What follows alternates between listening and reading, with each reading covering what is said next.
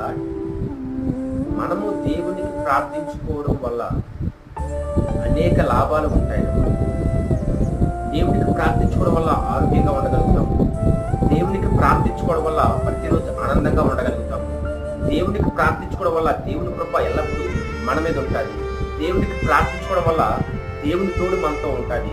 దేవునికి ప్రార్థించుకోవడం వల్ల విశ్వాసం మనతో ఉంటుంది. దేవునికి ప్రార్థించుకోవడం వల్ల ధైర్యం మనతో ఉంటుంది. అన్ని కూడా ప్రార్థనలో మనం సంపాదించుకోవచ్చు. ఎందుకంటే ప్రార్థన అనేది దేవుణ్ణి కదిలిస్తుంది అనమాట. దేవునితో మాట్లాడేప చేస్తుంది. దేవుని యొక్క స్వరాన్ని మనం వినగలిగినట్లు చేస్తుంది. మన మాటలను దేవుడు వినేటట్లు చేస్తాడు అనమాట.